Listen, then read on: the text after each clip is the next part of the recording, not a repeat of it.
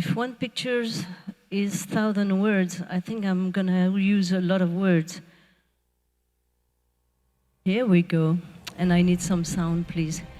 So, once upon a dive, that's how the life of explorer started. In my case, I used the skill I learned through the movie industries to bring back what? Images and stories. Stories of what we think we can see underwater with lots of hopes.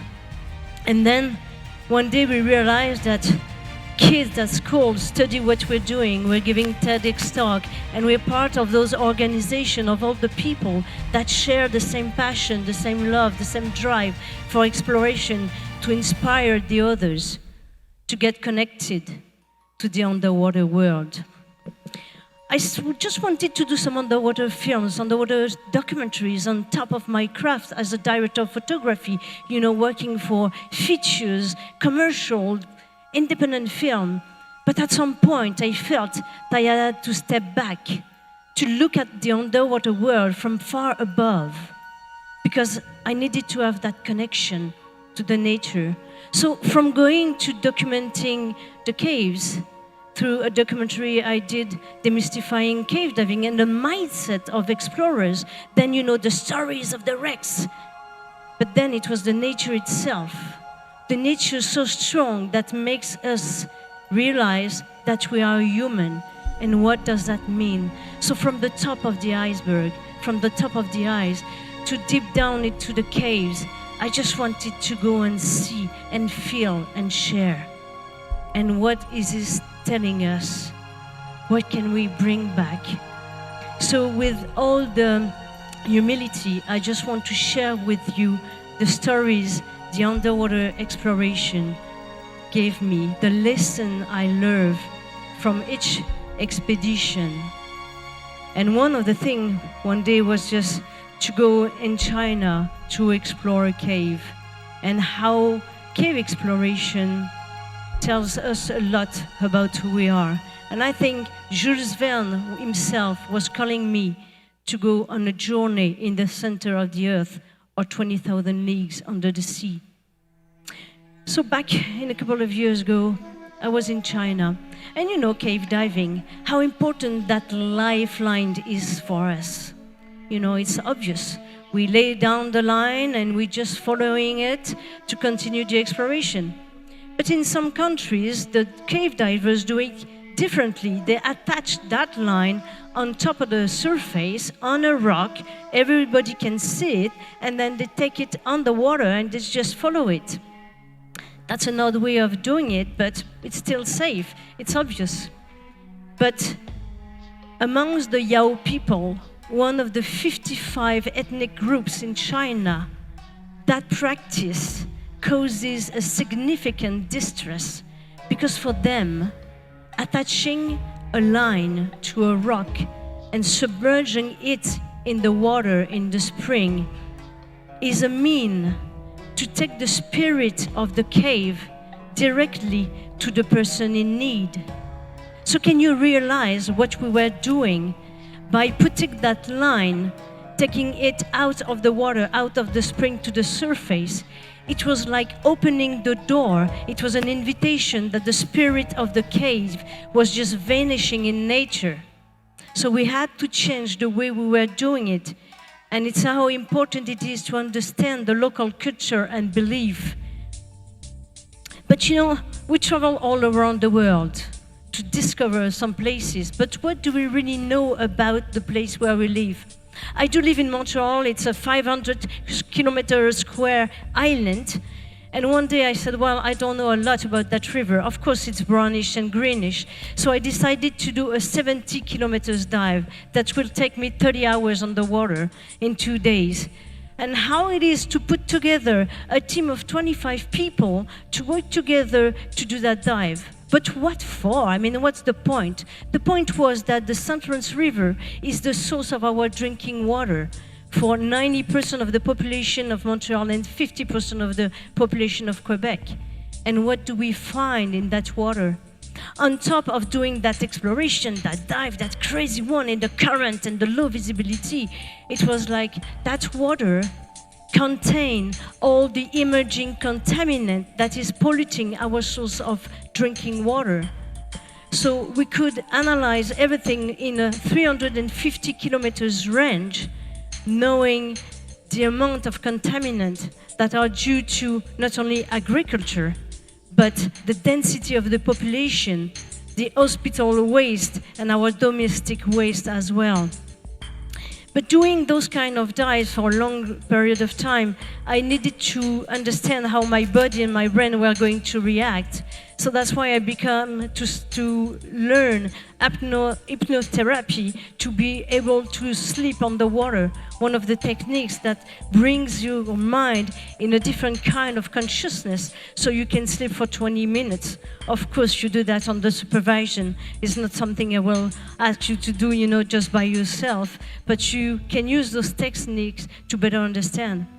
One of the challenges I had during that course was to dive those rapids, and I will never take a diver diving those rapids.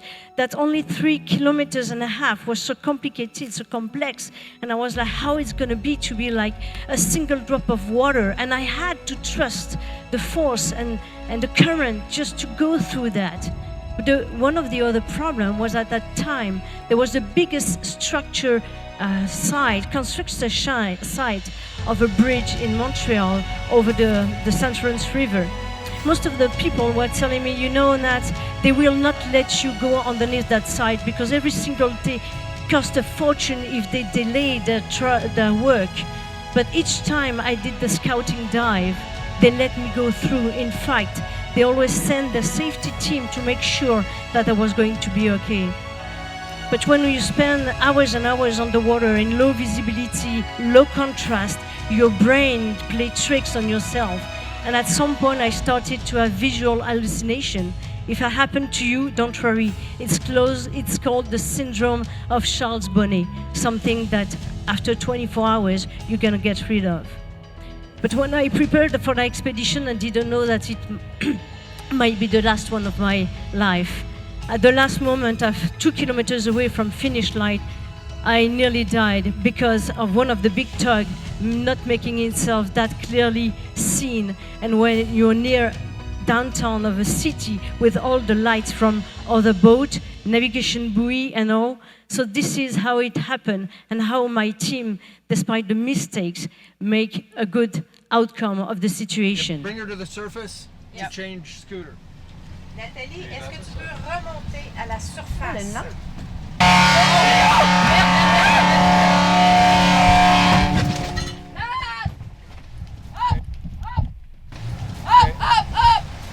Nat, yep. Remonte, Nathalie, remonte. Ramasse mes jambes. Grab up, Nathalie. Hold here. Grab up. Got her! Got her! Got her! Got her! Go! We got her. Go! Got her! Ah, fuck! Fuck! Hold him! Hold him!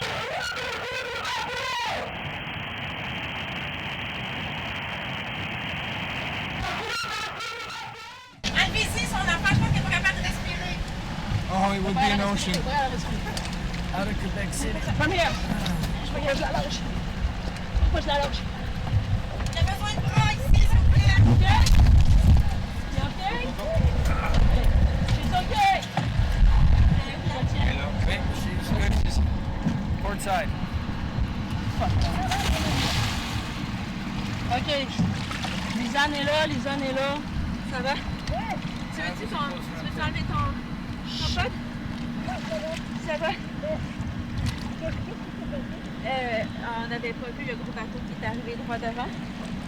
Il a failli nous passer dessus. There was a big tug coming. Yeah. I And just so, heard a big bang on my yeah. unit and I was like, they keep going. What are they doing? I want to leave. Yeah, no, we grabbed you and Simon saved the day because I was losing you and he was able to grab you and hold you. Oh my So- gosh. Well, thanks for saving my life. How are you feeling right now? I'm good. Okay. I want to have the job done. Wait. Yeah. So exploration is really all about commitment. How far are you going to push you and yourself, and how can you be better prepared? But if I dove the St. Lawrence River, I never think in my life that I was going to be the one who was going to dive underneath my city. In 1812, they discovered a small cave, a tiny one, 50 meters long.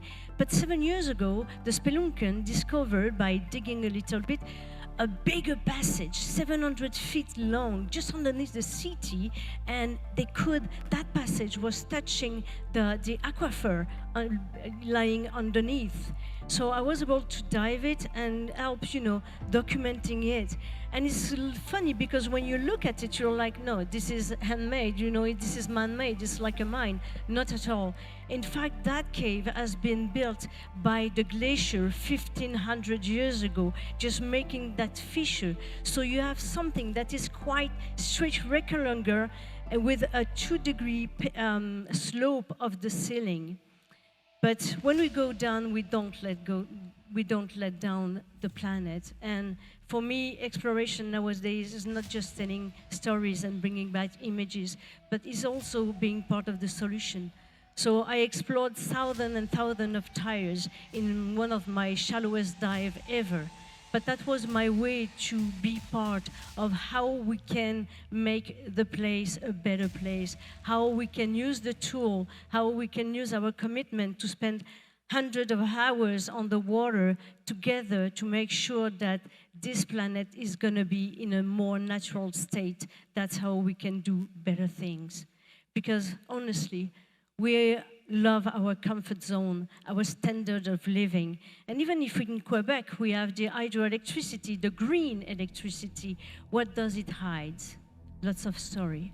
So let me take you to the boreal forest that is submerged in the 4th biggest crater in the world.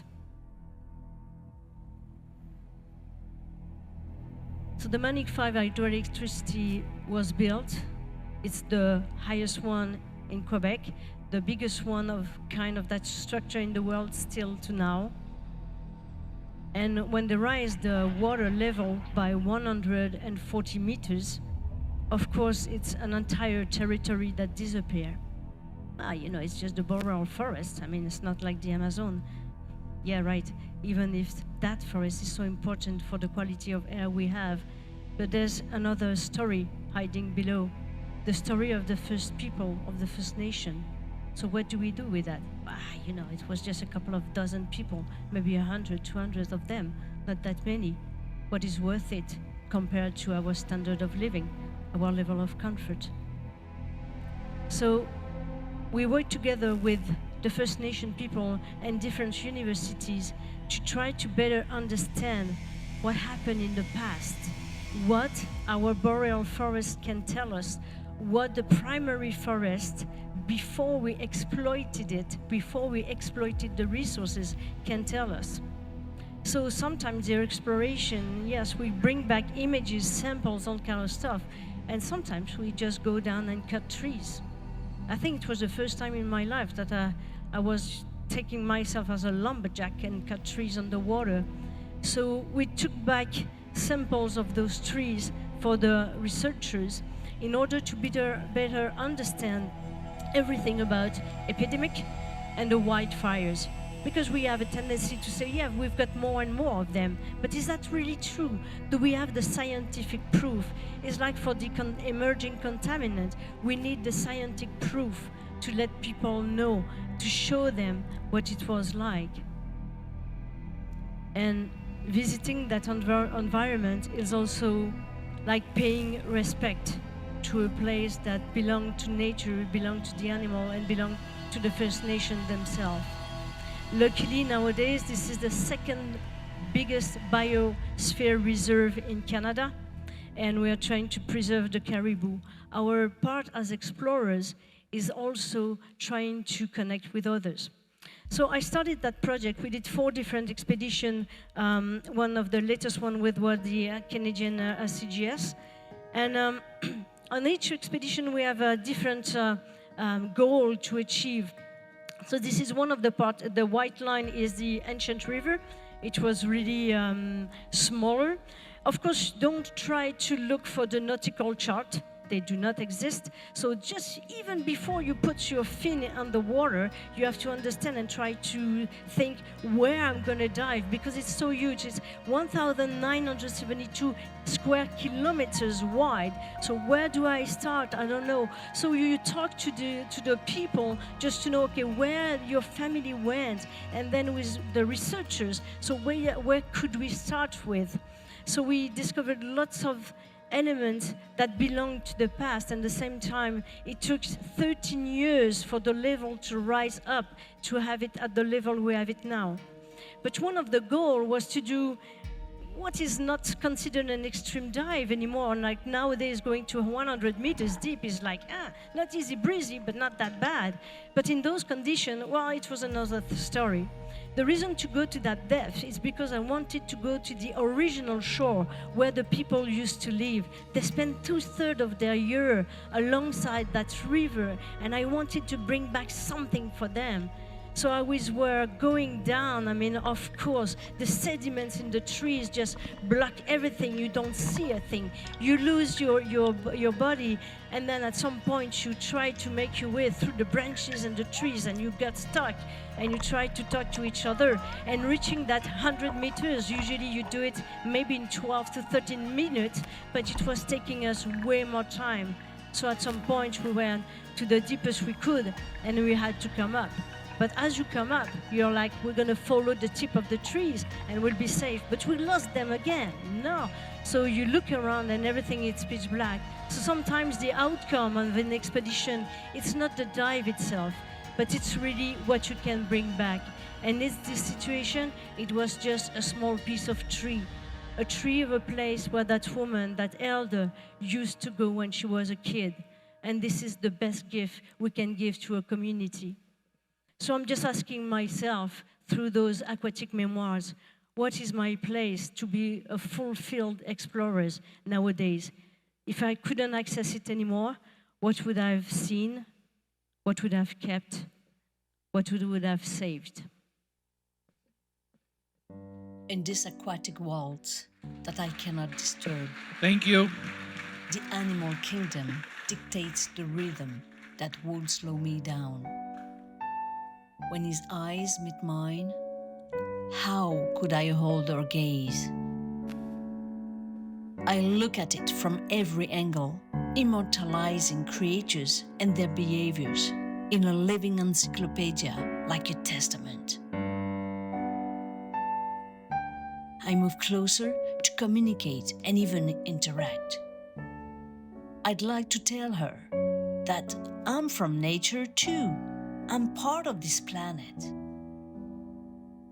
Complex as it may be, I plunge into its veins that give me water and quench my thirst for discovery, using the latest technologies to solve the riddles, in the need to find answers to what is greater than ourselves.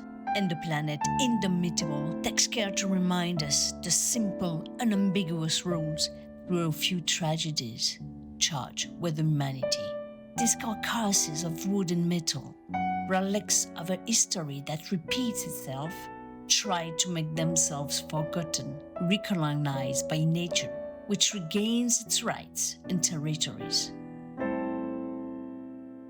Future artifacts of our modern societies pile up. And me, a fleeting visitor, I honor my host and leave without a trace. Traces of a disturbed balance of what we call resources to be exploited. Still on a quest, I dive into a crater where even a fish who wouldn't be a headliner moves me.